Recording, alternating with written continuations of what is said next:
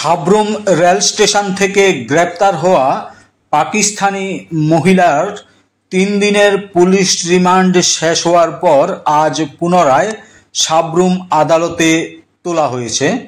15 October বেলা 1 ঘটিকায় সাব্রুম থানার police ওই পাকিস্তানি মহিলাকে সাব্রুম আদালতে তুলেছেন। জানা যায়, গত শনিবার দিন রাত 9 ঘটিকায় সাব্রুম রেল স্টেশন থেকে গ্রেপ্তার হয় পাকিস্তানি মহিলা।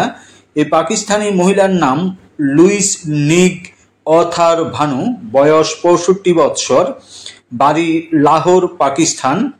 রবিবার মহিলাকে টানা জিজ্ঞাসাবাদ করেছেন পুলিশ এবং বিএসএফ বিভিন্ন গোয়েন্দা সংস্থা। প্রাথমিকভাবে জানা গেছে, মহিলা ড্রাগস কাণ্ডে নেপাল কাঠমান্ডু জেলে ছিলেন। গত সেপ্টেম্বর মাসে নেপালে জেনজি আন্দোলনের সময় নেপাল কাঠমান্ডু জেল থেকে অনেক কয়েদি পালিয়ে যায়, তার মধ্যে এই মহিলাও ছিল একজন।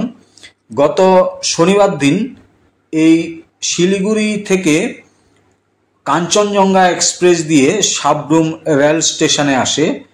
রেল পুলিশের সন্দেহ হওয়ায় সাব্রুম থানার পুলিশকে খবর দেন। সাব্রুম থানার পুলিশ সাব্রুম রেল স্টেশনে গিয়ে ওই মহিলাকে গ্রেপ্তার করে সাব্রুম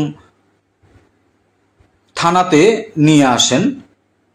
সোমবার ওই মহিলাকে সাব্রুম আদালতে তোলা হলে 3 দিনের পুলিশ রিমান্ড দেন সাব্রুম আদালত।